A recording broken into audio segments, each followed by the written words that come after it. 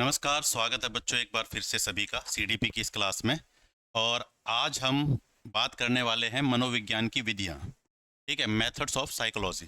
तो होता क्या है बच्चों, देखो मनोविज्ञान में हम क्या करते हैं कि व्यक्ति की मन की स्थिति का पता लगाते हैं। ठीक है, तो कई तरीके से व्यक्ति की मन की स्थिति का पता लगाया जा सकता है। तो मेथड ऑफ साइकोलॉजी में हम उन तरीकों के बात करेंगे, जैसे टेस्टिंग हो गया, इंट्रोस्पेक्शन, ऑब्जर्वेशन, एक्सपेरिमेंटल, क्लिनिकल, सर्वे, ये सारी बातें। तो एक एक करके इनके ऊपर हम बात करेंगे और क्वेश्चन इनसे कई बार पूछ लिया जाता है। तो शुरुआत करते हैं। सबसे पहला जो हमारे पास मेथड है बच्चों, उसका नाम है ऑब्जर्वेशन। देखो दो प्रकार से हम, एक तो या तो हम ऑब्जर्व कर सकते हैं, भाई व्यक्ति का कैसा बिहेवियर है उसको ऑब्जर्व कर लिया, अवलोकन कर लिया उसका। ठीक है, अब दूसरा तरीका ये है कि भाई विवरणात्मक विधियां होती हैं, जिनमें हम क्या करते हैं, भाई कोई भी चीज हमने व्यक्ति के बारे में देखी, ठीक है, या कोई एक्सपेरिमेंट किया तो उसको हमने विवरण लिख लिया। ठीक है, तो दो प्रकार से हम क्या कर सकते हैं, साइकोलॉजी में अध्ययन कर सकते हैं व्यक्ति की मानसिक स्थिति का। एक तो ऑब्जर्वेशन वाले मेथड हैं जिन्हें हम अवलोकन विधि है, जिसमें हम अवलोकन करेंगे। ठीक है, इसमें आत्मनिरीक्षण विधि, बहिनिरीक्षण विधि, क्षेत्र अध्ययन विधि और प्रायोगिक विधि है। इनको एक एक करके पढ़ेंगे हम। और दूसरा हमारे पास है तरीका, भाई डिस्क्रिप्टिव मेथड हमारे पास मेथड है, जिसमें हम विवरणात्मक विधि। विवरणात्मक विधि थोड़ी बढ़िया। विवरणात्मक विधि में क्या होता है, हम सारी चीज़ें लिखते हैं, विवरण करते हैं उनका। ठीक है, तो केस हिस्ट्री मेथड आएगा, इसमें सर्वे आएगा, इंटरव्यू, उसके बाद तुलनात्मक विधि आ जाएगी, जेनेटिक, एक्सपेरिमेंटल। एक्सपेरिमेंटल दोनों में आ सकता है। ठीक है, उसके बाद क्लिनिकल मेथड, साइको एनालिटिकल और साइको फिजिकल। तो एक एक करके सबकी बात करते हैं। तो सबसे पहले हमारे पास जो है वो है आत्मनिरीक्षण विधि, जो सबसे पुरानी विधि है। ठीक है, साइकोलॉजी की सबसे पुरानी विधि है। हमने पिछली क्लासों में पढ़ा था कि आत्मनिरीक्षण विधि जो संरचनावाद है, उन्होंने, संरचनावादियों ने ये डेवलप की थी। तो व्यक्ति अपने स्वयं के मानसिक अनुभव, भावनाओं और विचारों का निरीक्षण और विश्लेषण करता है। इसमें क्या होगा, व्यक्ति खुद अपने जो उसकी अपने बारे में क्या करेगा, अपने बारे में विश्लेषण करेगा, अपने विचारों का, अपनी भावनाओं का। ठीक है, तो इसमें क्या होता है भाई, इसमें क्या होता है, व्यक्ति अपने मन के भाव को व्यक्त करता है, अपने मन के बारे में बताता है कि क्या क्या किया उसने, या कोई इवेंट होगी उसके बारे में बताता है, उसकी कैसी स्थिति थी। ठीक है, इसे स्व अवलोकन विधि भी कहते हैं। स्व अवलोकन क्यों कहते हैं, क्योंकि व्यक्ति खुद अपना अवलोकन कर रहा है, अपना ऑब्जर्वेशन कर रहा है। यानी देखो दो तरीके हैं ऑब्जर्वेशन के, एक तो दूसरा आपको देख के, एक आप खुद का ऑब्जर्वेशन करो। तो भाई खुद का ऑब्जर्वेशन करना बहुत अच्छी बात है भाई। At the end of the day आपको ये करना भी चाहिए कि आपने सोचा, जैसे आज आपका दिन खत्म हुआ, आपने सोचा आज आपने क्या क्या किया, अपने मन में झांका और सारी चीज़ों को देखा कि क्या गलत था, क्या सही था, क्या कर सकते थे। इसे कहते हैं स्व अवलोकन विधि। यह सबसे पुरानी विधि है। और ठीक है, यह प्रक्रिया अत्यंत व्यक्तिपरक है। व्यक्तिपरक का मतलब है सब्जेक्टिव है। सब्जेक्टिव का मतलब है व्यक्ति टू व्यक्ति ये बदलेगी। जैसे मान लो मैंने इस विधि का उपयोग अपने ऊपर किया तो कुछ और रिजल्ट आएगा, कोई व्यक्ति और करेगा तो कोई और रिजल्ट आएगा। सब्जेक्टिव का ये मतलब है कि वही रिजल्ट दोबारा आए, सेम रिजल्ट बार बार आए, ये जरूरी नहीं है। व्यक्ति टू व्यक्ति ये बदलेगा, इसीलिए इसे कहते हैं व्यक्तिपरक या सब्जेक्टिव, जिसमें परिणामों की जांच करना या उन्हें दोहराना असंभव है। यानी वही परिणाम दोबारा आए ये मुश्किल है। ठीक है, तो इंट्रोस्पेक्शन विधि, खुद का आप क्या कर रहे हो, आत्मनिरीक्षण कर रहे हो, इसको कहते हैं इंट्रोस्पेक्शन विधि। और मैंने तुम्हें बताया था इसमें क्या होता है, इसमें प्रॉब्लम हो सकती है क्योंकि व्यक्ति खुद का अवलोकन कर रहा, हो सकता है वो कुछ बातें छुपा ले। ठीक है, आगे हमारे पास है अगला जो मेथड है, जिसे कहते हैं बहि निरीक्षण विधि। इसमें क्या होगा, पहली वाली विधि में, आत्मनिरीक्षण विधि में, आत्म में आप खुद का क्या कर रहे थे, निरीक्षण कर रहे, इसमें दूसरा व्यक्ति आपका निरीक्षण करेगा। ठीक है, बहि निरीक्षण विधि, एक्सो, ठीक है, एक्सट्रोस्पेक्शन मेथड इसे कहते हैं। किसी व्यक्ति के व्यवहार, क्रियाएं और प्रतिक्रियाओं को बाहरी रूप से देखकर उसकी मानसिक स्थिति का अनुमान लगाना। तो इसमें क्या किया जाता है, व्यक्ति के व्यवहार का या उसकी क्रियाओं का, उसके बिहेवियर का, उसकी क्रियाओं का या उसके रिस्पॉन्स का, प्रतिक्रियाओं का मतलब रिस्पॉन्स, क्रिया के प्रति रिस्पॉन्स करता है ना व्यक्ति, उसका पता लगाया जाता है। और इसमें क्या होता है, आपके व्यवहार को, आपके बारे में जो अवलोकन कर रहा कोई अन्य व्यक्ति कर रहा होगा, ठीक है, वो आपके बारे में आंकड़े इकट्ठे करेगा। अब इसके लिए क्या क्या किया जा सकता है, शारीरिक हाव भाव, व्यक्ति के शारीरिक हाव भाव का निरीक्षण किया जा सकता है, जिसे जेस्चर कहते हो तुम। भाषण निरीक्षण, व्यक्ति कैसा बोल रहा है, कैसे शब्दों का चयन कर रहा है, ठीक है, इसका निरीक्षण किया जा सकता है। और व्यवहार का निरीक्षण किया जा सकता है कि पर्टिकुलर सिचुएशन में व्यक्ति कैसा व्यवहार करेगा, ये सारी चीजें इसमें की जा सकती है। तो बही निरीक्षण विधि से कहते हैं आत्मनिरीक्षण, खुद का निरीक्षण, बही निरीक्षण कोई और आपका निरीक्षण करेगा। उसके बाद अगला मेथड हमारे पास जो है बच्चों वो है हमारे पास ये क्षेत्र अध्ययन विधि। क्षेत्र अध्ययन विधि से कहते हैं, ठीक है, फील्ड स्टडी थ्योरी से कहा जाता है। इसमें क्या होता है, प्राकृतिक परिवेश में अवलोकन करना और डेटा एकत्र करना। प्राकृतिक परिवेश, प्राकृतिक का मतलब है नेचुरल, परिवेश का मतलब है इन्वायरमेंट। नेचुरल इन्वायरमेंट में जाकर आप क्या करोगे, अध्ययन करोगे किसी ग्रुप का, किसी व्यक्ति का, किसी समुदाय का। इसको कहते हैं भाई क्षेत्र अध्ययन विधि। फील्ड का मतलब यहाँ पे, फील्ड का मतलब यहाँ पे समुदाय है, जहां पे जाके आप क्या करोगे, अध्ययन करोगे। ये समुदाय कुछ भी हो सकता है, ठीक है। फील्ड का मतलब है जहां जाकर आप अध्ययन करोगे। आप जैसे स्कूल बच्चों की बात करें तो स्कूल में जाके आपने बच्चों का क्या कर लिया, अध्ययन कर लिया, ठीक है। अब क्या करेंगे, नेचुरल इन्वायरमेंट में जाके अध्ययन करेंगे। जैसे मान लो आप स्कूल में गए, आपने देखा बच्चे कैसा वहां पे बिहेवियर कर रहे हैं, उसे कहते हैं फील्ड अध्ययन विधि। यानी क्षेत्र में जाके, फील्ड में जाके, रियल इन्वायरमेंट में जाके आप अध्ययन करोगे, ठीक है। इसको कहते हैं फील्ड अध्ययन विधि। या किसी ऑर्गेनाइजेशन, किसी कंपनी में चले गए, आप वहाँ के वर्करों का अध्ययन कर रहे हैं। तो मुख्य रूप से पढ़ाई के क्षेत्र में तो क्या होगा, स्कूल में जाके आप बच्चों का अध्ययन कर सकते हो, बच्चों के बारे में डाटा एकत्र कर सकते हो, या टीचर के बारे में कर सकते हो, ठीक है। अब यहाँ पे कैसे कैसे करके हम फील्ड स्टडी मेथड में क्या क्या कर सकते हैं, ऑब्जर्वेशन कर सकते हैं, हम निरीक्षण कर सकते हैं।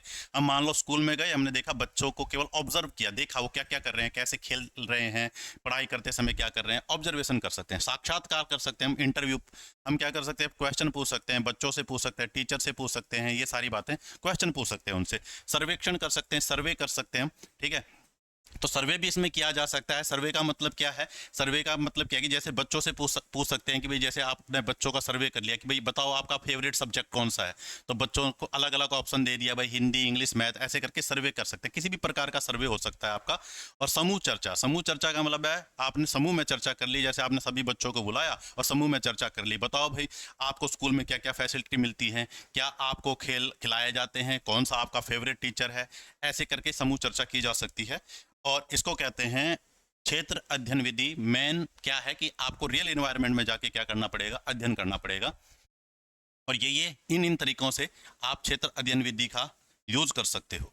अगला हमारे पास जो मेथड है उसके बाद है एक्सपेरिमेंटल मेथड, जहां पे हम एक्सपेरिमेंट करेंगे, एक्सपेरिमेंट करेंगे। तो सबसे बढ़िया माना जाता है एक्सपेरिमेंटल मेथड। और तुम्हें पता है विलियम वुंट को इसका जनक माना जाता है, क्योंकि विलियम वुंट ने ही पहली प्रयोगशाला स्थापित की थी जहां पे मनोविज्ञान का अध्ययन करने के लिए एक्सपेरिमेंट किए जाते थे, ठीक है। तो इस विधि की खोज विलियम वुंट ने की थी। स्वतंत्र और आश्रित चर, इसमें दो चीजें होती हैं बच्चों, एक डिपेंडेंट वेरिएबल होता है, एक इंडिपेंडेंट वेरिएबल होता है, ठीक है। स्वतंत्र और आश्रित चर। तो स्वतंत्र चर वह चर होता है जिसे प्रयोगकर्ता द्वारा हेर फेर किया जाता है। तो स्वतंत्र जो होता है बच्चों हमारे पास, स्वतंत्र चर का मतलब है आपका क्या है, इंडिपेंडेंट वेरिएबल। स्वतंत्र चर का मतलब होता है इंडिपेंडेंट वेरिएबल। इंडिपेंडेंट वेरिएबल वो होता है जिसमें एक्सपेरिमेंट के दौरान जिसे हम चेंज करते रहेंगे, ठीक है। तो इंडिपेंडेंट वेरिएबल वो होता है जिसे एक्सपेरिमेंट के दौरान हम क्या करेंगे बच्चों, इसे एक्सपेरिमेंट के दौरान हम चेंज करेंगे, बदलेंगे इसको, ठीक है। और डिपेंडेंट वेरिएबल वो है जिसकी वैल्यू हम नापेंगे। डिपेंडेंट वेरिएबल वो है जिसको हम क्या करेंगे, मेजर करेंगे, मापेंगे, जिसको जिसको हम मापते हैं। अब एक एग्जांपल मैं तुम्हें दूंगा तो बात समझोगे तुम, ठीक है। जैसे मान लो हम एक्सपेरिमेंट करना चाहते हैं कि नींद का बच्चों पर क्या प्रभाव पड़ता है। तो यहाँ पे क्या होगा, नींद का बच्चों की पढ़ाई पर क्या प्रभाव पड़ता है। तो स्वतंत्र वेरिएबल यहाँ पे क्या हो गया भाई, नींद, ठीक है। स्वतंत्र वेरिएबल क्या हुआ भाई, नींद हुआ, नींद, ठीक है, नींद हुआ। तो इसमें क्या होगा, हमने क्या किया, बच्चों को पहले 6 घंटे की नींद दी, 6 घंटे की नींद दी बच्चों को, और फिर उसके बाद उनका एग्जाम लिया और उनका रिजल्ट देखा। तो हमने देखा एग्जाम में कुछ भी रिजल्ट आ सकता है, उनके 80% नंबर आ गए। फिर हमने क्या किया, नींद की मात्रा बढ़ा दी, बच्चों को अब की बार 8 घंटे की नींद दी। और फिर हमने क्या किया, फिर एग्जाम लिया, फिर हमने रिजल्ट नापा, ठीक है। मान लो अब की बार रिजल्ट आया 90%। तो इसका मतलब है नींद की वैल्यू हम नींद क्या है आपका, क्या है, इंडिपेंडेंट वेरिएबल है, इसको हम चेंज कर रहे हैं। 6 घंटे, 8 घंटे, 4 घंटे, तो इसको कहते हैं बच्चों हम क्या, स्वतंत्र चर, जिसकी वैल्यू हम चेंज करते हैं। और हम क्या कर रहे हैं, एग्जाम में उसकी परफॉर्मेंस को नाप रहे हैं। तो परफॉर्मेंस जो है एग्जाम में वो डिपेंडेंट वेरिएबल है। तो ये दो प्रकार की चीजें की जाती है, एक डिपेंडेंट वेरिएबल होता है, एक इंडिपेंडेंट वेरिएबल होता है।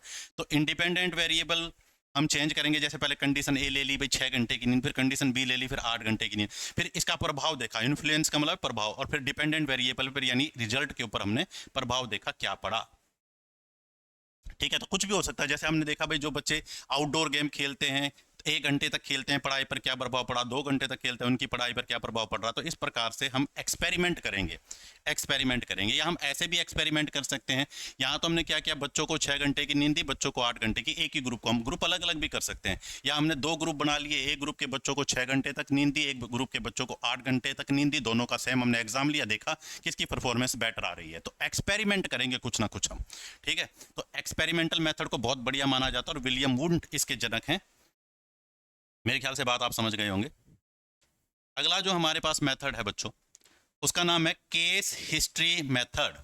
केस हिस्ट्री मेथड में, अब केस हिस्ट्री मेथड आप सभी जानते हो। ठीक है, आपने कई बार सुना होगा कि भाई मूवीज वगैरह फिल्मों में देखा होगा भाई ये केस इस इंस्पेक्टर के पास है। तो केस, जैसे मान लो कोई तुमने मर्डर थ्रिलर मूवी देखी है, तो उसमें केस में क्या होता है भाई, जहाँ पे वारदात होती है पुलिस वाले वहां जाते हैं, वहां पे सैंपल इकट्ठा करते हैं, घटना की जांच करते हैं, वहां आसपास के लोगों से जानकारी इकट्ठा करते हैं। तो यही मतलब है इसका केस हिस्ट्री मेथड। किसी व्यक्ति, समूह या घटना की गहन जांच की जा सकती है। भाई कोई व्यक्ति हो सकता है, पूरा समूह हो सकता है, या कोई घटना हो सकती है, उसकी गहन जांच करेंगे। तुमने सुना होगा ना कि जैसे कोई सेंसिटिव घटना हो जाती है तो सीबीआई इसकी जांच करेगी, तो वो केस हिस्ट्री मेथड ही है। ठीक है, तो केस अध्ययन विधि का उपयोग सबसे पहले फेडरिक लीप ने किया था। भाई तो फेडरिक लीपले ये व्यक्ति है जिन्होंने इस मेथड का सबसे पहले प्रयोग किया था, फेडरिक लीपले। तो सबसे पहले केस स्टडी मेथड का, केस हिस्ट्री मेथड का इन्होंने ही प्रयोग किया था। ठीक है, अब इसे व्यक्तिवृक मेथड कहते हैं हिंदी में। और क्या क्या कर सकते हैं हम, ठीक है, तो हम किसी की भी केस हिस्ट्री के बारे में जांच कर सकते हैं, किसी घटना की केस हिस्ट्री, किसी व्यक्ति की, किसी समूह की। तो मैं एक एग्जांपल दूं तो तुमने एक मूवी देखी होगी तारे जमीन पर। ठीक है, तारे जमीन पर, जमीन पर। ठीक है, तो उसमें वो लड़का होता है, उसे कौन सी बीमारी होती है, डिसलेक्सिया। वो प्रॉपर मेरे ख्याल से वर्डों को पढ़ नहीं पाता। तो फिर आमिर खान क्या करता है, उसका अध्ययन करता है, उसके घर जाता है, क्या प्रॉब्लम हो रही है, ठीक है, उसे टाइम देता है। इस प्रकार से किया जाता है केस हिस्ट्री मेथड। तो इसमें भी अलग अलग तरीके हैं, क्या क्या करेंगे हम। ठीक है, आप साक्षात करेंगे, या किसी व्यक्ति की केस हिस्ट्री के बारे में पता कर रहे हैं तो उसका इंटरव्यू ले सकते हैं, उसके यारे प्यारे उनकी जान पहचान वालों का ले सकते हैं। किसी घटना का कर रहे हैं तो घटना के आसपास जो व्यक्ति मौजूद थे उनका ले सकते हैं। पर्सनली क्वेश्चन पूछ सकते हैं। ठीक है, क्वेश्चनियर क्या होता है भाई, जिसमें क्वेश्चन होंगे आपको उनके आंसर देने होंगे ऑप्शन वाले। ठीक है, अवलोकन, ऑब्जर्वेशन कर सकते हैं। मान लो किसी व्यक्ति की हम केस स्टडी कर रहे हैं तो उस व्यक्ति का अवलोकन किया जा सकता है, ऑब्जर्वेशन भी उसका किया जा सकता है। अभिलेखों का विश्लेषण, अभिलेखों का मतलब उसके रिकॉर्ड। ठीक है, जैसे मान लो किसी व्यक्ति की आप जांच कर रहे हो तो अभिलेखों का विश्लेषण का मतलब है उसके रिकॉर्ड। जैसे आपने उसकी, जैसे डॉक्टर पे कभी उसने इलाज कराया है तो आपने उसके क्या है, डॉक्टर ने जो उसके जो रिपोर्ट वगैरह है उसकी जांच कर ली। ठीक है, तो इस प्रकार से कई चीज़ें हो सकती है, मतलब कोई भी उससे रिलेटेड जो कागज वगैरह, डॉक्यूमेंट वगैरह हैं, या किसी ने उसके बारे में कुछ लिखा है तो उनकी जांच करेंगे। ठीक है, तो इसमें रिपोर्ट हो सकती है, मेडिकल रिपोर्ट हो सकती है, बच्चे का कर रहे हैं तो उसका रिपोर्ट कार्ड हो सकता है अलग अलग सालों का। तो अभिलेखों का विश्लेषण किया जा सकता है कि भाई कैसी परफॉर्मेंस है। उसके बाद है case study report. Case study report क्या होता है भाई, जो केस के ऊपर काम कर रहा होता है वो व्यक्ति लास्ट में एक रिपोर्ट बनाता है। उस केस स्टडी रिपोर्ट की जांच करके व्यक्ति के व्यवहार के बारे में हम पता लगा जा सकते हैं। तो इसको कहते हैं केस हिस्ट्री मेथड में। ठीक है, तो आपने बहुत सारे देखे होंगे, केस के बारे में सुना होगा। तो ये वही मेथड है, जैसे मैंने तुम्हें एग्जांपल दिया तारे जमीन पर वाला। अगला जो हमारे पास मेथड है बच्चों, उसका नाम है सर्वे मेथड। सर्वे मेथड का यूज हम तब करते हैं जब हमें लार्ज स्केल पर बहुत ज़्यादा लोगों के ऊपर क्या करना होता है, लोगों के बारे में जानकारी लेनी होती है। ठीक है, तो सर्वे मेथड का यूज करते हैं। सर्वेक्षण विधि एक शोध पद्धति है।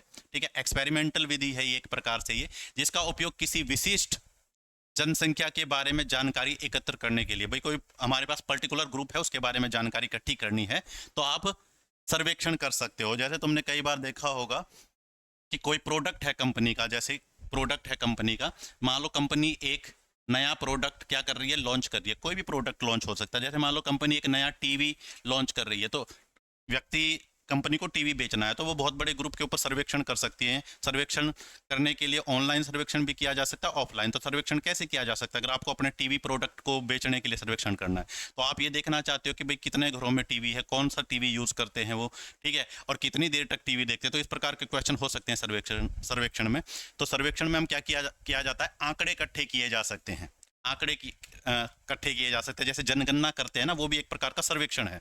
तो जनगणना में क्या करता है, जनगणना करने वाला व्यक्ति घर घर जाके आंकड़े इकट्ठे करता है, भाई कितने मेंबर हैं, कितने पढ़े लिखे हैं, कितने कमाने वाले हैं, 18 साल से ऊपर कौन है, ठीक है, माइनर कौन है, ये सारी चीज़ें वो आंकड़े इकट्ठा करता है। तो सर्वेक्षण विधि, जब हमें लार्ज स्केल पर लार्ज पॉपुलेशन का क्या है डाटा इकट्ठा करना हो तो सर्वे मेथड का यूज़ किया जाता है। अब सर्वे अलग अलग तरह के हो सकते हैं, ऑनलाइन सर्वे हो सकते हैं, भाई इंटरनेट के माध्यम से आप ऑनलाइन सर्वे कर दो, फोन पे भी सर्वेक्षण किया जा सकता है, कॉल के थ्रू भी सर्वेक्षण किया जा सकता है, पेपर आधारित सर्वेक्षण। पेपर आधारित सर्वेक्षण का मतलब एक पेपर के ऊपर सारे क्वेश्चन लिखे हुए हैं, अब आपने वहां जाके वो भरवा लिया, तो उसको कहते हैं पेपर आधारित सर्वेक्षण। और व्यक्तिगत साक्षात्कार का में क्या हो सकता है कि हर एक व्यक्ति से पर्सनली हमने टीम बना ली, वो हर एक व्यक्ति से मिले, उसका इंटरव्यू लें, इस प्रकार से भी हम सर्वेक्षण कर सकते हैं, ठीक है। तो सर्वेक्षण विधि का भी यूज किया जा सकता है जब हमें लार्ज स्केल पर आंकड़े एकत्रित करने हों। चलो भाई, उसके बाद एक मेथड है बच्चों जेनेटिक मेथड। जेनेटिक मेथड, अनुवांशिक विधि, ठीक है। तो अनुवांशिक विधि में क्या होता है, अनुवांशिक विधि का उपयोग यह समझने के लिए किया जाता है कि कैसे जीन और अनुवांशिकता मानव व्यवहार और मानसिक स्वभाव को प्रभावित करती है। यानी इसमें यह होता है कि भाई देखो, माता पिता के गुण संतान के अंदर जाते हैं, तो हम ये देखते हैं कि भाई माता पिता के जो गुण संतान के अंदर आए हैं तो कैसे उसको प्रभावित करेंगे, ठीक है, इसका अध्ययन हम करते हैं। तो आपको पता है कि हमारे अंदर जो भी गुण आते हैं वो दो प्रकार से आते हैं, या तो हमारे पास इनहेरिटेड गुण है जो हमें माता पिता से मिले हैं, या कुछ इन्वायरमेंट से आए हैं। तो इसका अध्ययन हम जेनेटिक क्या है मेथड के अंदर करते हैं कि किसी भी व्यक्ति को उसके अनुवांशिक गुण और वातावरण से जो गुण मिले हैं उनके बारे में हम अध्ययन करते हैं। तो थोड़ा सा आप देख सकते हो इसको, मतलब याद है हेरिडिटी और जेनेटिक से रिलेटेड है ये, तो थोड़ा सा इसको पढ़ लेना। आगे चलो, उसके बाद है बच्चों डेवलपमेंट मेथड। इंपॉर्टेंट है ये, कई बार यहाँ से क्वेश्चन आ जाता है, तो इसको थोड़ा सा ध्यान से देखो भाई, ठीक है। डेवलपमेंट मेथड मानव विकास के विभिन्न पहलुओं, ठीक है, मानव का जो विकास है, अलग अलग प्रकार का विकास है, हम आगे पढ़ेंगे बच्चों, ठीक है। बाल विकास है वैसे तो हमारे सब्जेक्ट में, तो बाल विकास में भी हम अलग अलग प्रकार के विकास पढ़ेंगे, बच्चे भी तो मानव ही है, ठीक है। तो मानव विकास में अलग अलग है भाई, संज्ञानात्मक विकास है, ठीक है, अपना जिन पियाजे वाला, भावनात्मक विकास है, सामाजिक है, शारीरिक विकास है। तो इन सभी के बारे में हम पढ़ेंगे। अब 3 तरीके हैं बच्चों, ठीक है, 2 तो काफी इंपॉर्टेंट एग्जाम में पूछे जाते हैं। एक तो है अनुधैर्य अध्ययन भाई, अनुधैर्य अध्ययन जिसे हम लॉन्गिट्यूडनल स्टडीज कहते हैं, अनुधैर्य अध्ययन, ध्यान से देखना। तो एक तो तरीका है बच्चों अनुधैर्य अध्ययन, एक ही व्यक्ति या समूह पर अलग अलग समय पर बार बार डाटा एकत्रित करना। इसमें क्या किया जाता है, एक व्यक्ति या एक समूह को लिया जाता है और उसी पर अलग अलग टाइम में डाटा एकत्रित किए जाते हैं। जैसे मान लो मैं एक बच्चे का अध्ययन कर रहा हूँ, ठीक है, इस बच्चे का अध्ययन कर रहा हूँ। अब मैंने क्या किया, ठीक है, बच्चे का अध्ययन कर रहा हूं और इसको मैं अलग अलग टाइम पे इसके बारे में जानकारी डाटा एकत्रित करूंगा। एक मैंने इसके बारे में डाटा एकत्रित किया जब ये बच्चा 2 साल का था, अब कुछ समय मैंने बीतने दिया, अब मैंने इसके बारे में डाटा एकत्रित किया जब बच्चा 5 साल का हुआ, फिर मैंने थोड़ा और बच्चा बड़ा होने दिया, फिर 10 साल का जब ये बच्चा हुआ तब हमने आंकड़े इकट्ठे किए। यानी इसी बच्चे के ऊपर एक्सपेरिमेंट कर रहा हूँ, एक व्यक्ति या समूह के ऊपर एक्सपेरिमेंट किया जाएगा, लेकिन टाइम पीरियड अलग अलग होगा।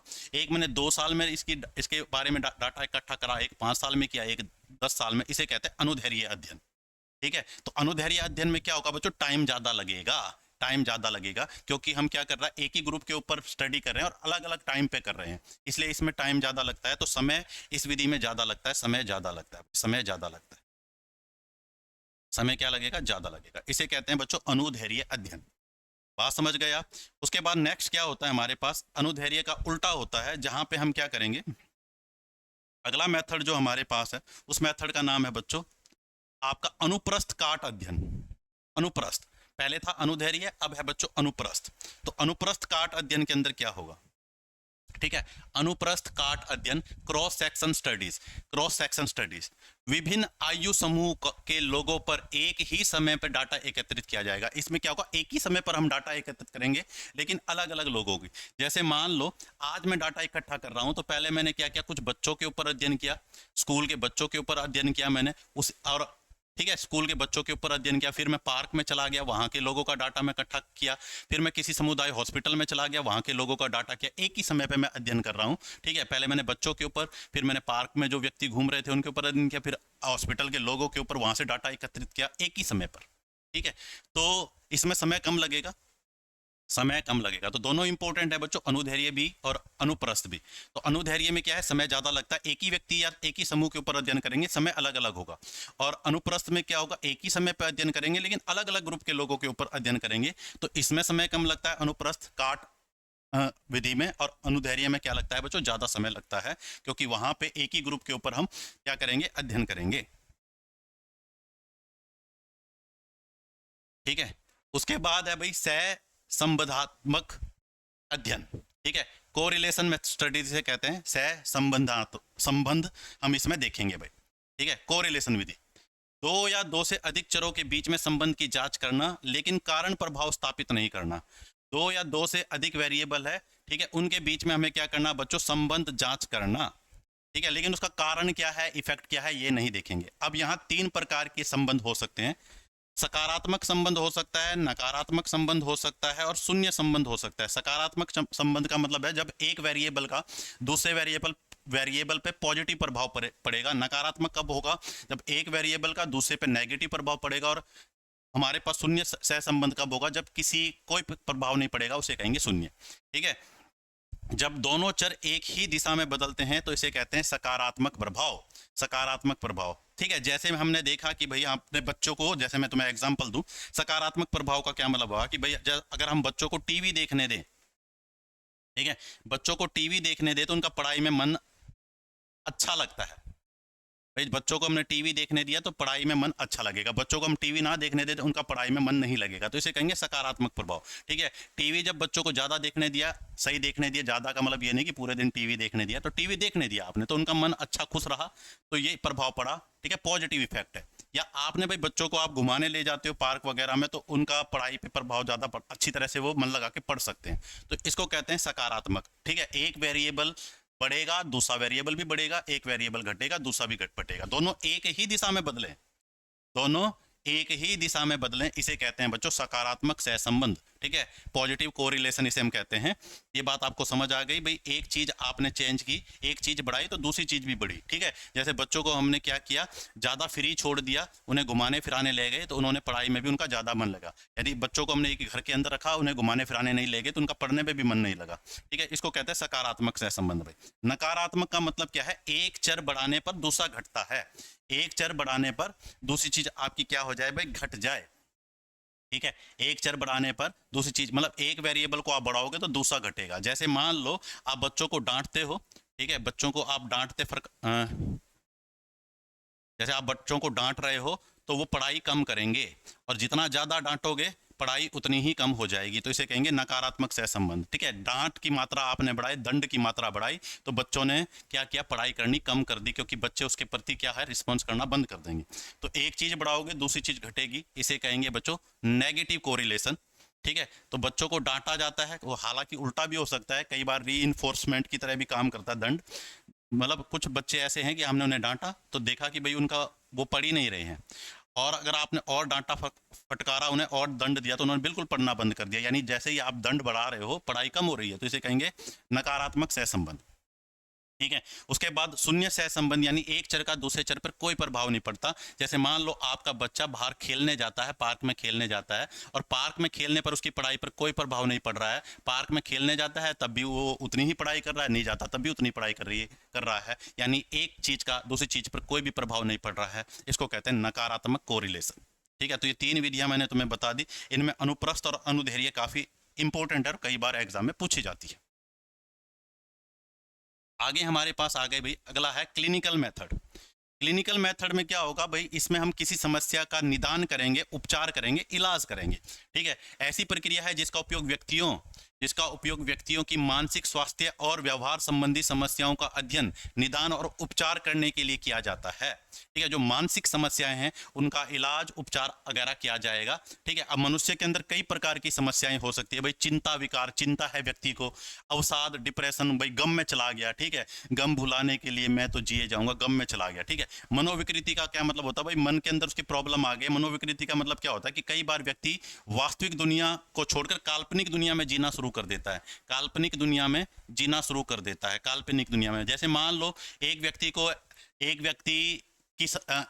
की इच्छा थी कि भाई वो सैनिक बने, लेकिन किसी कारण वर्ष वो सैनिक सेना में भर्ती नहीं हो पाया, सैनिक नहीं बन पाया, तो उसके अंदर मनोविकृति आ गई। अब वो क्या करता है, अपने आप को सैनिक समझने लग गया है। तो वो एक काल्पनिक दुनिया में जीने लग गया, अपने आप को सैनिक समझने लग गया, हर समय सैनिक की तरह ही व्यवहार करता है। ठीक है, तो इसे कहते हैं मनोविकृति, व्यक्तित्व विकार, पर्सनैलिटी डिसऑर्डर।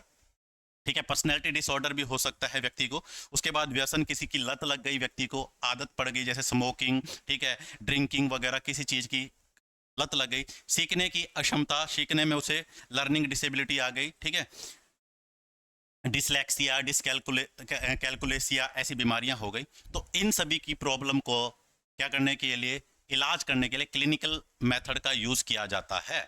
ठीक है, अब इसका मैं बिल्कुल एक तुम्हें बेस्ट एग्जांपल दूंगा। तुमने एक मूवी देखी होगी, मूवी का नाम है भूल भुलैया, तेरी आंखें भूल भुलैया। ठीक है, भूल भुलैया मूवी देखी है। और उसमें जो विद्या बालन को बीमारी थी, उसका इलाज करने के लिए अक्षय कुमार जो भी वो चीज़ें करता है, वो आपका बच्चों क्लिनिकल मेथड है। ठीक है, तो उसका जो समस्या थी उसे मानसिक, कि वो अपने आप को कुछ और समझ लेती थी, इसका इलाज करने के लिए उस मूवी में दिखाया गया है। तो आप उस मूवी को देखकर समझ सकते हो, क्लिनिकल मेथड कहते हैं। तो इतने प्रकार के विकार मनुष्य के अंदर हो सकते हैं, अलग अलग प्रकार के, इनका सभी का निपटारा किया जाता है क्लिनिकल मेथड द्वारा। आगे है बच्चों हमारे पास साइको एनालिटिकल मेथड, मनोविश्लेषण विधि। मनोविश्लेषण विधि, ठीक है, मनोविश्लेषणवाद सिगमंड फ्रायड ने दिया था, जिसके बारे में हम डिटेल में पढ़ेंगे, लेकिन फिलहाल समझो। सिगमंड फ्रायड, ठीक है, सिगमंड फ्रायड ने इस विधि के जन्मदाता माने जाते हैं। इस विधि में व्यक्ति की मानसिक क्रियाओं का पता लगाया जाता है, मतलब उसकी मेंटल जो एक्टिविटीज है उनका पता हम लगाएंगे इस विधि द्वारा।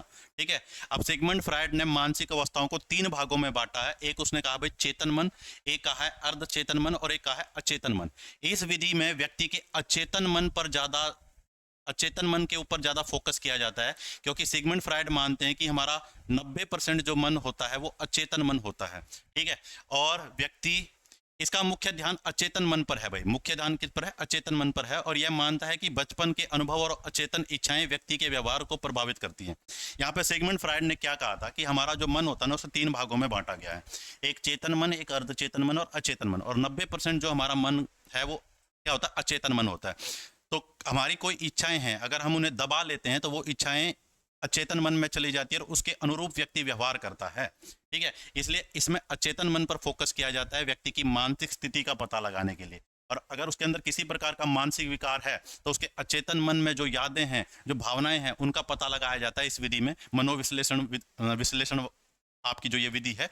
और उसके अचेतन मन का पता लगाकर उसके मानसिक विकारों का क्या किया जाता है, इलाज किया जा सकता है, ताकि वो आपका एक अच्छा जीवन व्यतीत कर सके। ठीक है, मनोविश्लेषण का उद्देश्य व्यक्ति को अपनी छिपी हुई भावना और विचारों को समझने में मदद करना है। ठीक है, तो क्या कहते हैं सिगमंड फ्रायड की, भाई जो भी हमारी इच्छाएं होती हैं जो किसी कारणवश पूरी नहीं होती, तो वो अचेतन मन में चली जाती है। और अगर आपकी बहुत सारी इच्छाएं पूरी नहीं हुई, वो अचेतन मन में चली गई, जैसे मान लो कई बार तुमने मूवीज वगैरह में देखा होगा, या तुम मान लो किसी नौकरी की तैयारी कर रहे हो और काफी समय तक तुम तैयारी कर रहे हो और तुम्हारे सफलता नहीं मिलती है, तो बाद में क्या करोगे, वो आप अपनी इच्छाएं दबा लोगे क्योंकि आपको सफलता नहीं मिली, वो अचेतन मन में चली जाएगी। या मान लो आप कोई चीज लेना चाहते हो, जैसे आपकी इच्छा की भाई आप अपना घर खरीदना चाहते हो और आप काफी प्रयास कर रहे हो लेकिन आप घर नहीं खरीद पाए, तो फिर आपकी वो इच्छा चली जाएगी अचेतन मन में। तो इसके हिसाब से आपका व्यवहार होगा। तो जब आप कोई चीज चाहते हो और आपको ना मिले, तो इसके आपके व्यवहार पर प्रभाव पड़ेगा ना, आप चिड़चिड़े हो जाओगे, आप क्या रहोगे, खोए खोए से रहोगे, टेंशन में रहोगे। तो ये सारी, तो भाई क्या इच्छा थी आपकी, उसका पता लगा के इलाज किया जा सकता है व्यक्ति का। ठीक है, ये है मनोविश्लेषण विधि आपकी, और मनोविश्लेषणवाद सिगमंड फ्रायड ने दिया था। आगे आने वाली क्लासों में बिल्कुल डिटेल में आपको मैं ये पढ़ाऊंगा, बहुत इंपॉर्टेंट है भाई ये। आगे देखो, नेक्स्ट है साइकोफिजिकल मेथड। साइकोफिजिकल मेथड, तो साइकोफिजिकल मेथड क्या होता है बच्चों? मनोभौतिक विधियां, उत्तेजना और उनके प्रभाव के बारे में हम पढ़ेंगे। ठीक है, उत्तेजना यानी स्टिमुलस और प्रभाव यानी रिस्पॉन्स, यानी स्टिमुलस और रिस्पॉन्स के बारे में यहाँ पढ़ेंगे। ठीक है, तो उत्तेजना क्या होती है बच्चों? इन्वायरमेंट में कोई भी घटना हो रही है जिसके प्रति हम रिस्पॉन्स करेंगे उसे उत्तेजना कहेंगे। जैसे मान लो गर्मी बहुत ज़्यादा है तो गर्मी के हिसाब से आपने व्यवहार किया। ठीक है, सर्दी बहुत ज़्यादा है, आपने कंबल ओढ़ ली, सर्दी के हिसाब से आपने व्यवहार किया। बहुत ज़्यादा आवाज़ आ रही है, आपने कान बंद कर लिए, आवाज़ के हिसाब से आपने व्यवहार किया। ठीक है, तो ये सारे क्या है बच्चों? उत्तेजना है। बहुत तेज लाइट, बहुत गर्मी, आवाज बहुत ज्यादा होना, तो इन्वायरमेंट में कोई भी घटना हो रही है जिसके प्रति आप रिस्पॉन्स करोगे उसे क्या कहेंगे बच्चों? उसे कहेंगे हम क्या? इन्वायरमेंट में जो भी घटना हो रही है उसे तो कहेंगे स्टिमुलस, और इनके प्रति जो हम क्या करेंगे, प्रतिक्रिया कहेंगे, उसे रिस्पॉन्स कहेंगे। तो साइको फिजिकल मेथड में हम उत्तेजना और रिस्पॉन्स की जांच करते हैं बच्चों। मुख्य रूप से क्या करते हैं इसमें, हम दो चीजें हैं वो जानने की कोशिश करते हैं। एक तो हम एब्सोल्यूट थ्रेशोल्ड जानने की कोशिश करेंगे और एक विभेदक सीमा। ये दो चीजों का पता लगाने के लिए हम साइकोफिजिकल मेथड का यूज करते हैं। दोबारा सुनो। ठीक है, पर्यावरण में बहुत सारी घटनाएं हो रही है, उनके प्रति व्यक्ति रिस्पॉन्स करेगा। ठीक है, और साइकोफिजिकल मेथड में हम दो चीजों का पता लगाते हैं। एक तो पूर्ण सीमा का पता लगाएंगे जिसे कहेंगे एब्सोल्यूट थ्रेशोल्ड, और एक विभेदक सीमा का पता लगाएंगे जिसे कहेंगे डिफरेंस थ्रेशोल्ड। तो पूर्ण सीमा क्या होती है बच्चों? यह न्यूनतम उत्तेजना है जिसे कोई व्यक्ति महसूस कर सकता है। इसका मतलब समझो, वो मिनिमम स्टिमुलस जिसको कोई व्यक्ति क्या कर सकता है बच्चों? महसूस कर सकता है, उसे कहते हैं पूर्ण सीमा। जैसे मान लो मैं आपको एक एग्जांपल दूं, आपको मैं आवाज सुनाऊं, आपको मैं आवाज सुनाऊं। अब आप मिनिमम कितने डेसिबल, भाई आवाज को हम डेसिबल में नापते हैं, मान लो आप मिनिमम 10 डेसिबल की आवाज सुन सकते हो। मिनिमम आपकी रेंज है 10 डेसिबल की आवाज आप सुन सकते हो। ठीक है, तो मिनिमम भी यहाँ से निकाल सकते हैं, मैक्सिमम भी निकाल सकते हो। तो मिनिमम आप 10 डेसिबल की आवाज सुन सकते हो। ठीक है, 10 डेसिबल से आवाज, 10 डेसिबल से कम की आवाज आप नहीं सुन सकते हो। तो आपकी लो मिनिमम कैपेसिटी क्या है कि आप कितनी आवाज सुन सकते हो? 10 डेसिबल। इसी को क्या कहेंगे? पूर्ण सीमा। ठीक है, वह न्यूनतम उत्तेजना जिसे कोई व्यक्ति महसूस कर सकता है उसे कहते हैं बच्चों पूर्ण सीमा। इसी प्रकार मान लो गर्मियों का मौसम है, और गर्मियों में आप मैक्सिमम 45 डिग्री तक टेम्परेचर को सहन कर सकते हो। अगर टेम्परेचर 45 डिग्री से ज़्यादा हो जाए तो आप सहन नहीं कर सकते। तो आपकी ये पूर्ण सीमा है 45 डिग्री सेल्सियस। इसके ज़्यादा टेम्परेचर हो जाएगा तो आप सहन नहीं कर पाओगे। तो ये आपकी मिनिमम टेम्परेचर, ठीक है, मैक्सिमम टेम्परेचर जिसको आप सहन कर सकते हो वो है। तो इसे पूर्ण सीमा कहते हैं। भाई मिनिमम या मैक्सिमम वैल्यू जिसको, जो आपकी क्या है सीमा है, उससे ज्यादा या उससे कम हो जाए तो आप उसको सहन नहीं कर पाओगे, उसे कहेंगे पूर्ण सीमा। ठीक है, ये कुछ भी हो सकता है, लाइट हो सकती है, टेम्परेचर हो सकता है, आवाज हो सकती है। ठीक है, ठंडी हो सकती है, गर्मी हो सकती है। मिनिमम या मैक्सिमम सीमा जिसे आप क्या कर सकते हो, सहन कर सकते हो, उसे कहते हैं पूर्ण सीमा। उसके बाद एक देखा विभेदक सीमा। विभेदक सीमा, विभेदक सीमा क्या है भाई? दो स्टिमुलस है, उनके बीच में, उनके बीच की मिनिमम रेंज जिसके कारण आप उनमें डिफरेंस कर सकते हो। देखो समझो, यह दो उत्तेजनाओं के बीच में अंतर को महसूस करने के लिए आवश्यक न्यूनतम अंतर है। जैसे बात समझो, इसको भी मैं एक एग्जांपल देके बताऊंगा तब आप समझोगे। जैसे मान लो मैंने आपको 10 डेसिबल की आवाज सुनाई। ठीक है, आपको ये महसूस हुई। अब अगर मैं आवाज बढ़ाऊंगा, मैंने 11 किया, 12 किया, 13 किया, 14 किया, डेसिबल में मैं आवाज को बढ़ाता गया, 11, 12, 13, 14, मैंने आप 10 डेसिबल की आवाज आपको सुनाई, आपने सुन ली। फिर मैंने 11 की सुनाई, मैंने आपको कहा कोई फर्क लग रहा है? आपने कहा नहीं, ये तो पहले जैसी ही लग रही है।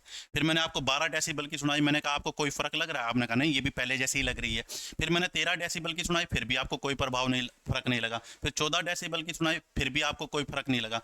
फिर मैंने 15 डेसिबल की सुनाई, और 15 डेसिबल की सुनाते ही आपको लगा हाँ सर, ये आवाज तो पहली आवाज से अलग है।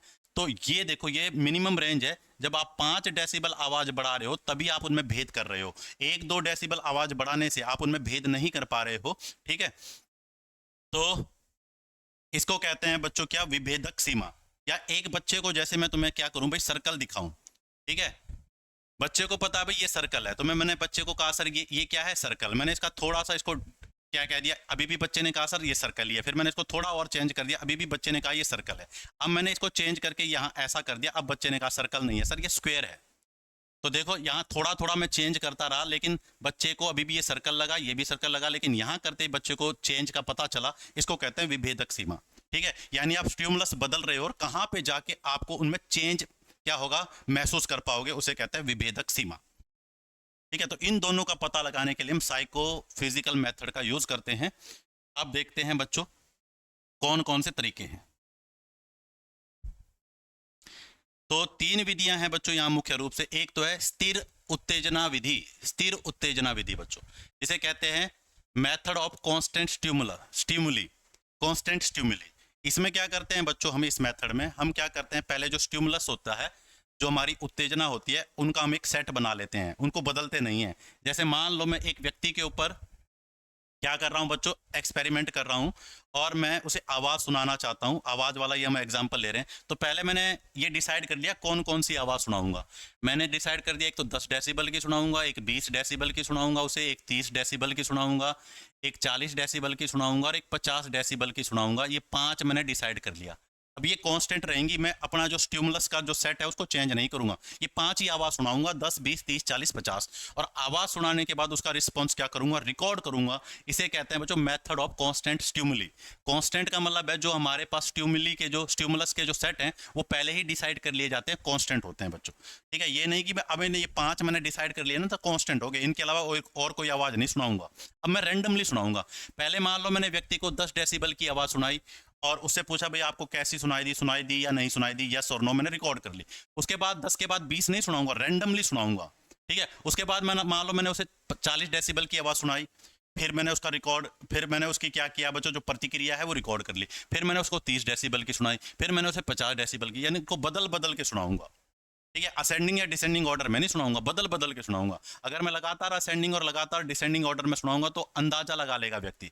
ठीक है, तो इसको कहते हैं, यहाँ पे क्या कांस्टेंट होता है बच्चों, यहाँ कांस्टेंट होता है स्टिमुलस का, जो हमारे उद्दीपक होते हैं उनके सेट को हम पहले ही डिसाइड कर लेते हैं कि ये उद्दीपक हम क्या करेंगे, सामने वाले को देंगे और उसके हिसाब से हम क्या करेंगे, रिकॉर्ड करेंगे उसकी क्या, उसकी जो भी ऑब्जर्वेशन हमने देखी है, जो भी उसने रिस्पॉन्स किया उसको क्या करेंगे, रिकॉर्ड करेंगे। इसीलिए इसे कहते हैं स्थिर उत्तेजना की विधि। ठीक है, उसके बाद है सीमा की विधि, method of limit, method of limit. इस विधि में उत्तेजना के स्तर को धीरे धीरे बढ़ाया या घटाया जाता है जब तक कि व्यक्ति प्रतिक्रिया देना बंद ना कर दे या प्रतिक्रिया देना शुरू ना कर दे। ये इससे बिल्कुल उल्टी है। यहां पे हमने क्या किया था, जो हमारे पास उद्दीपक थे उनका सेट कांस्टेंट कर दिया और उद्दीपक को अपने रैंडमली व्यक्ति को दिया। 10 डेसिबल के बाद फिर हमने कभी 40 का दे दिया, कभी 30 का दे दिया, मतलब बदल बदल के दे रहे हैं। इसमें क्या होगा, इसमें हम उद्दीपक को या तो असेंडिंग ऑर्डर में देंगे, या तो बढ़ते क्रम में देंगे, या घटते क्रम में देंगे, और उसका रिस्पॉन्स हम क्या करेंगे, नोट करेंगे। देखो, जैसे मान लो पहले व्यक्ति को मैंने 2 डेसिबल की आवाज़ सुनाई। ठीक है, मान लो एक व्यक्ति है, उसको 2 डेसिबल की आवाज़ उसको हमने क्या किया, इनपुट कराई। उसे 2 डेसिबल की आवाज़ नहीं सुनाई दी। फिर मैंने उसको 4 डेसिबल की सुनाई, उसको 4 डेसिबल, 2 के बाद 3 ले लो ताकि तुम्हें सही हो, एक एक डेसिबल के गैप पे सुना रहा हूँ। फिर मैंने 3 डेसिबल की उसे आवाज़ दी, उसे ये भी नहीं सुनाई दी। फिर मैंने 4 डेसिबल आवाज़ कर दी, अभी भी नहीं सुनाई दी। फिर 5 डेसिबल कर दी, अभी भी नहीं सुनाई दी। फिर 6 डेसिबल कर दी, अभी भी नहीं सुनाई दी। तो एक समय आएगा जब उसे आवाज़ सुनाई देनी शुरू हो जाएगी। अब जैसे ही मान लो मैंने 7 डेसिबल की उसे आवाज़ सुनाई देनी शुरू हो गई।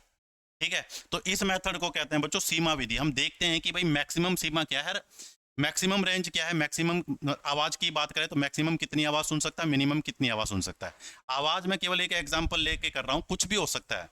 ठीक है, कुछ भी हम इनपुट करा सकते हैं, कुछ भी स्टिमुलस हो सकता है। भाई यहाँ पे मैं आवाज़ कह रहा हूँ, लाइट भी स्टिमुलस हो सकता है। ठीक है, तो कुछ भी हो सकता है।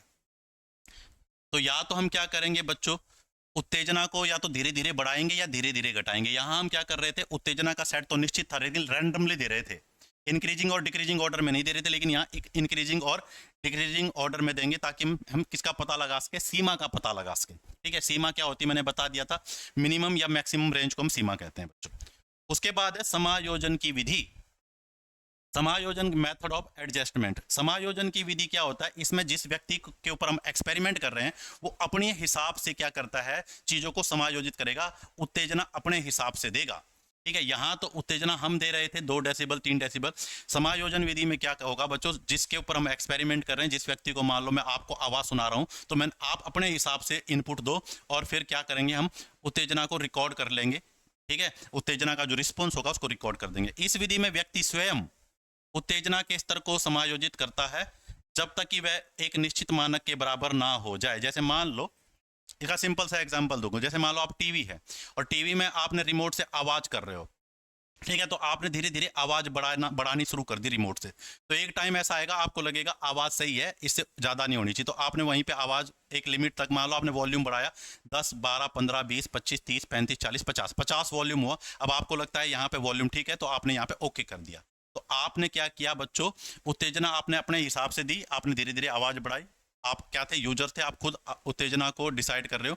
और जैसे ही आवाज़ 50 डेसिबल हुआ तो आपने लगा कि भाई ओके है, आपने 50 डेसिबल पे सेट कर दी आवाज़। इसको कहते हैं बच्चों आपका समायोजन की विधि। तो ये 3 विधियां हैं, ठीक है। और हमने मेन साइकोलॉजी के जितने भी मेथड थे बच्चों हमने पढ़ लिए हैं, और इनसे एग्जाम में क्वेश्चन बन सकते हैं। तो आज की क्लास बच्चों इतनी ही होगी। आपको वीडियो अच्छी लगी है तो चैनल को सब्सक्राइब और वीडियो को लाइक करना ना भूलें, और किसी प्रकार की समस्या हो तो आप हमें कमेंट करके बता सकते हैं। मिलते हैं नेक्स्ट क्लास में, तब तक के लिए जय हिंद।